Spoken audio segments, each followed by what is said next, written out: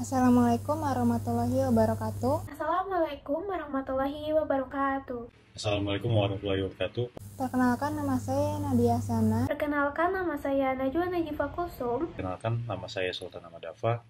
Kami di sini akan mempresentasikan tentang bisnis intelijen, manajemen informasi, dan basis data. Pertama-tama, di sini saya akan mempresentasikan tentang konsep pendekatan basis data. Basis data atau database yaitu kumpulan informasi yang disimpan di dalam komputer secara sistematik, sehingga dapat diperiksa menggunakan suatu program komputer untuk memperoleh informasi dari basis data tersebut. Database ini berfungsi untuk menampung atau menyimpan data, di mana masing-masing data yang ada pada tabel atau file tersebut saling berhubungan dengan satu sama lainnya. Di sini ada konsep organisasi file yang berisikan tentang atribut-atribut yang terdiri dari field, record, file, dan database. Nah, di sini ada penjelasan tentang field. Field itu yaitu menyatakan data yang sangat kecil yang mempunyai makna, seperti nama atau usia seseorang. Record adalah berbagai gabungan dari jumlah konsep data, seperti nama siswa, name, dan tanggal. Sedangkan file yaitu sekelompok record dengan tipe yang sama. Lalu yang terakhir ada database, yaitu suatu kelompok yang di dalamnya ada sekumpulan data yang saling berhubungan, seperti nilai, jurusan, dan jam kuliah. Seperti contoh di atas dapat kita temukan di kehidupan sehari-hari kita. Contoh dari konsep basis data ada pada kartu nama mahasiswa. Lalu, pada slide berikutnya ada manajemen file dengan metode tradisional. Sistem yang digunakan untuk mengatasi semua permasalahan bisnis menggunakan pengelolaan data secara tradisional dengan cara menyimpan record pada file yang terpisah yang disebut juga sistem pemrosesan file. Di sini ada ilustrasi tradisional. Yang pertama ada accounting and finance, lalu human resource, ada sales and marketing, dan manufacturing. Di sini ada permasalahan tentang file tradisional, yaitu redundansi data, inkonsistensi data, kurangnya fleksibilitas, keamanan yang buruk, dan ketidakmampuan berbagi data. Lalu, di dalam konsep basis data juga terdiri atas RDBMS. RDBMS ini adalah Relational Database Management System atau yang sering disingkat dengan RDBMS. RDBMS ini adalah jenis DBMS yang populer untuk PC dan komputer lebih besar dan mainframe. RDBMS ini adalah program yang melayani sistem basis data yang entitas umumnya terdiri dari tabel yang mempunyai relasi dari satu tabel ke tabel yang lain. Di sini ada ilustrasi RDBMS untuk mengatur data, pemasok, dan suku cadang. Lalu di sini ada 3 operasi dasar RDBMS. Yang pertama ada pilih, membuat status data yang mempunyai kriteria yang ditentukan. Lalu ada bergabung, menggabungkan 2 atau lebih tabel relasional terkait. Dan yang terakhir ada proyek, membuat subset kolom dalam tabel dengan informasi yang ditentukan. Assalamualaikum warahmatullahi wabarakatuh. Perkenalkan, nama saya Sultan Ahmad Dafa. Di sini saya akan menggunakan penggunaan basis data untuk meningkatkan performa bisnis. Bisnis menggunakan database, mereka melacak transaksi dasar seperti membayar pemasok, memproses pemesanan, melacak pelanggan, dan membayar karyawan. Tetapi, mereka juga membutuhkan database untuk memberikan informasi yang akan membantu perusahaan untuk menjalankan bisnisnya dengan lebih efisien dan membantu manajer dan karyawan untuk membuat keputusan yang lebih baik. Nah, ada 5 infrastruktur kontemporer.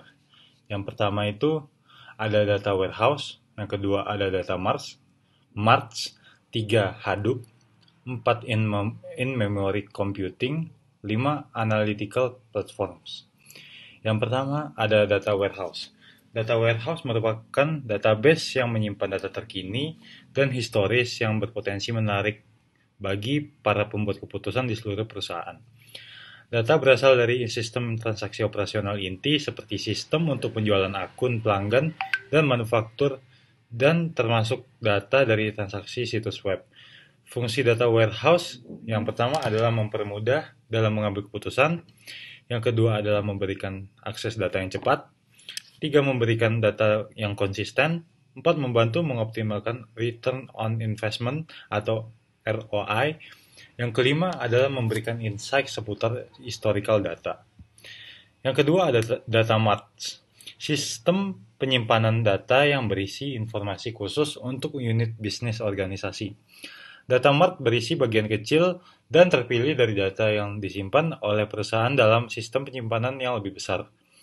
Perusahaan menggunakan data mart untuk menganalisis informasi khusus departemen dengan lebih efisien. Data mart menyediakan data ringkasan yang dapat digunakan untuk pemangku kepentingan utama untuk membuat keputusan yang tepat dengan cepat. Jenis-jenis data mart ada 3. Yang pertama, data mart independen. Tidak bergantung pada gudang, data pusat, atau data mart lainnya. Yang kedua, data mart dependent. Yang mengisi penyimpanannya dengan subset informasi dari gudang data terpusat. 3. Data mart hibrida, yaitu mengumpulkan informasi dari gudang data dan dari sumber eksternal. Ada Hadoop. Hadoop merupakan library software yang menyerupai framework open source dari bahasa pemrograman Java di bawah lisensi Apache yang digunakan untuk melakukan pemrosesan big data menggunakan model pemrograman sederhana. Hadoop telah banyak dikenal oleh perusahaan besar seperti Microsoft, Oracle, IBM, dan sejenisnya. Framework atau model Hadoop ada 4. Yang pertama itu Hadoop SDFS, yaitu sebuah sistem file terdistribusi. Yang kedua, Hadoop MapReduce, yaitu sebuah model programming atau algoritma untuk pengelolaan data untuk menentukan bagaimana data tersebut dijadikan input dan output untuk diterapkan. 3. Hadoop Yarn, yaitu sebuah platform resource management yang bertanggung jawab untuk mengelola resource dalam clusters dan melakukan scheduling. Keempat, Hadoop Common, berisi libraries dan utilities yang dibutuhkan oleh model Hadoop lainnya. Ada in-memory computing, yaitu penyimpanan informasi dalam memori akses acak utama atau RAM dari server khusus daripada dalam basis data relasional rumit yang beroperasi pada disk drive yang relatif lambat. In-memory computing membantu pelanggan bisnis, termasuk pengecer, bank, dan utilitas untuk dengan cepat mendeteksi pola, menganalisis volume data yang besar dengan cepat melakukan operasi mereka dengan cepat. Keuntungan menggunakan in-memory computing yaitu kemampuan untuk men-cache data yang tak terhitung jumlahnya terus-menerus. Yang kedua, kemampuan untuk menyimpan data sesi. Ketiga, kemampuan untuk memproses acara untuk pemrosesan acara yang rumit. Ada analytical platform, menjadikan waktu untuk menganalisis data terutama yang berkaitan dengan statistik menjadi lebih efisien. Contohnya pada big data. Dengan data analytics platform, hanya memerlukan hitungan menit, bahkan hitungan detik, untuk mendapatkan informasi dari big data secara real time. Proses analitik yang memanfaatkan aplikasi ini juga akan berjalan otomatis. Ada OLAP. OLAP merupakan Online Analytical Processing, yaitu kerangka analitik yang digunakan untuk business intelligence setelah data ditangkap dan diorganisasikan menggunakan teknologi business intelligence. Data tersebut tersedia untuk analisis lebih lanjut menggunakan perangkat lunak untuk query dan pelaporan basis data seperti OLAP dan data mining. Ada data mining. Data mining ini merupakan memberikan wawasan tentang data perusahaan yang tidak dapat diperoleh oleh OLAP dengan menemukan pola dan hubungan tersembunyi dalam basis data besar dan menyimpulkan aturan dari mereka untuk memprediksi perilaku masa depan. Email, memo, transaksi call center, respon survei, kasus hukum, dan laporan layanan semuanya berharga untuk menemukan pola dan tren yang akan membantu karyawan membuat keputusan bisnis yang lebih baik. Ada text mining, yaitu merupakan yang mampu mengekstraksi elemen kunci dari kumpulan data besar dan tidak terstruktur. menemukan pola dan hubungan dan merangkum informasi. Perangkat lunak sentimen analisis dapat menggali komentar teks dalam pesan email, blog, percakapan media sosial, atau formulir survei untuk mendeteksi pendapat yang menguntungkan dan tidak menguntungkan tentang subjek tertentu. Yang ketiga ada web mining. Web yaitu sumber lainnya dari data besar yang tidak terstruktur untuk mengungkapkan pola, tren, dan wawasan tentang perilaku pelanggan. Penemuan dan analisis pola dan informasi yang berguna dari World Wide Web disebut web mining. Web content mining yaitu proses ekstraksi pengetahuan dari konten halaman web yang dapat mencakup data, teks, gambar, audio, dan video. Menjelaskan tentang pengelolaan sumber daya data. Data yaitu sumber daya penting organisasi yang perlu dikelola seperti mengelola aset penting dalam bisnis lainnya. Inilah mengapa berbagai organisasi dan para manajer perlu mempraktikkan manajemen sumber daya data, karena sebuah aktivitas manajerial yang mengaplikasikan teknologi sistem informasi seperti manajemen database, gudang data, dan alat manajemen data lainnya dalam tugas untuk mengelola sumber daya data organisasi agar dapat memenuhi kebutuhan informasi pihak yang berkepentingan dengan bisnis mereka. Contohnya, sebuah aplikasi pemrosesan rekening giro bank didesain untuk mengakses dan memperbarui file data yang berisi catatan data khusus untuk para pelanggan rekening giro bank tersebut. Jadi, pendekatan manajemen database dikembangkan untuk mengatasi masalah dalam sistem pemrosesan file. Selanjutnya DBMS atau Database Management System, yaitu paket software database yang menyederhanakan pembuatan, penggunaan, dan pemeliharaan database. Software DBMS punya kemampuan yang lebih baik daripada software lainnya, yaitu ada construct, ya pengertiannya sebuah DBMS mampu dipakai untuk membangun database. Yang kedua, define, yaitu sebuah DBMS bisa mendefinisikan data. Yang terakhir, manipulate, yaitu sebuah DBMS bisa dimanfaatkan untuk memanipulasi data. Lalu tujuan dan fungsi DBMS ada data dictionary management atau pengelolaan kamus data, seperti isian data, jumlah karakter, tipe data, dan relasinya terhadap data lain. 2. Data storage management atau pengelolaan penyimpanan data, misalnya gambar, video, suara, bahkan data biometrik seperti sidik jari dan pengenalan wajah. 3. Data transformation and presentation atau perubahan dan presentasi data, fungsinya untuk mengubah tampilan data. 4. Security management atau pengelolaan keamanan, fungsinya mengatur otorisasi pengguna secara spesifik, misalnya siapa yang hanya bisa mengakses database dan siapa yang bisa memodifikasi database tersebut. Terakhir, backup and recovery management atau pengelolaan pencadangan dan pemulihan, fungsinya untuk mengelola backup dan restore database.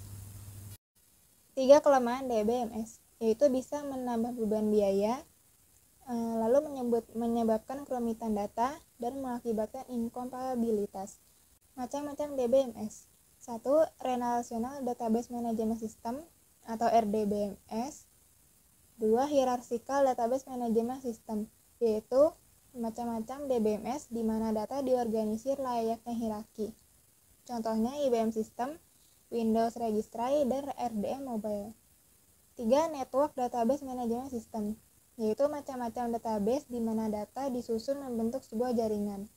Contohnya Integrated Data Store dan Raima Database Manager. Jenis database. 1. Database operasional atau SADB.